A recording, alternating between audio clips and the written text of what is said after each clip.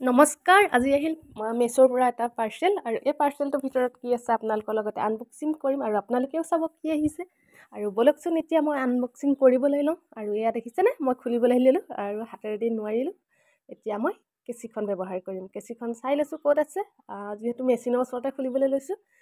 আৰু এয়া কেঁচিখন লৈ খুলি লওঁ, তাৰ পাছতে আপোনালোকক দেখাম কি আহিছে। আপোনালোকে চাই থাকক ভিডিঅ'টি শেষলৈকে। আৰু এতিয়া মই কেঁচিখনে ধুনীয়াকৈ কাটি লৈছোঁ আৰু কাটি উলিয়াইছোঁ। দেখিছেনে, এটা পেকেট আৰু এটা পেকেটৰ ভিতৰত সোমাই আহিছে। আৰু এতিয়া মই খুলি লওঁ। আৰু এইটো কি জানেনে, এটা ভেলভেটৰ ব্লাউজৰ পিচ অৰ্ডাৰ দিছিলোঁ আৰু ভাবিছিলোঁ পিচটো মানে চাই দিওঁতে দীঘল দেখিছিলোঁ, দীঘল হাতৰ হ'ব বুলি ভাবিছিলোঁ, কিন্তু দীঘল হাতৰ ব্লাউজ নহ'ব, যিহেতু 80 চেণ্টিমিটাৰমান আছে, চুটি হাতৰে হ'ব। আৰু এতিয়া মই কি কৰিম বাৰু, পাছত ব্লাউজটো চিলাই হ'লে দেখাম বাৰু।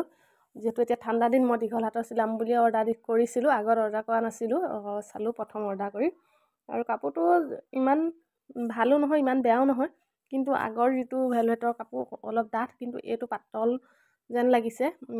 আপোনালোকে জনাবচোন ঠিকেই আছেনে নাই, কোনোবাই যদি লৈছে এনেকুৱা ধৰণৰ ব্লাউজৰ পিচ, মই হয়তো নাজানিব পাৰোঁ। আজি লৈছোঁ বা